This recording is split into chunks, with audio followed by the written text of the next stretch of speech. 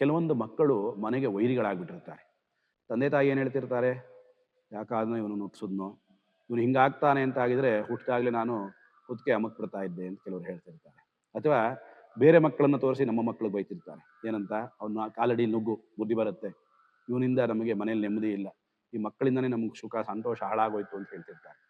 ಮಕ್ಕಳಿಗೆ ಹಠ ಅನ್ನೋದು ಜಾಸ್ತಿ ಆಯಿತು ಅಂದರೆ, ಚಂಡಿ ಜಾಸ್ತಿ ಆಯಿತು ಅಂದರೆ, ಅಥವಾ ಕೆಲವು ಸಣ್ಣ ಮಕ್ಕಳಿರ್ತಾರೆ, ಅವ್ರು ರಾತ್ರಿ ಮಲಗೋದೇ ಇಲ್ಲ, ಹಠ ಮಾಡ್ತಿರ್ತಾರೆ. ಅಂಥವು ಏನು ಮಾಡಬೇಕು ಅಂದರೆ, ತಂದೆ ತಾಯಿಯಾದವರು ನೋಡಿ, ಈಶ್ವರನ ದೇವಸ್ಥಾನಗಳಲ್ಲಿ ಚಂಡಿಕೇಶ್ವರ ಅಂತ ಒಂದು ದೇವರಿರುತ್ತೆ.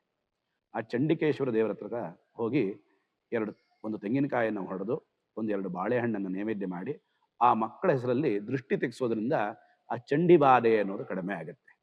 ಆ ಚಂಡಿ ಕಡಿಮೆ ಆಯಿತು ಅಂದರೆ ಮಕ್ಕಳಿಗೆ ಏನಾಗುತ್ತೆ, ಮಾತಾಪಿತೃ ವಾಕ್ಯ ಪರಿಪಾಲನೆ, ತಂದೆ ತಾಯಿ ಹೇಳಿದ್ದನ್ನ ಕೇಳ್ತಾರೆ ಮತ್ತು ಅನುಸರಿಸ್ತಾರೆ. ಶುಭವಾಗಿ.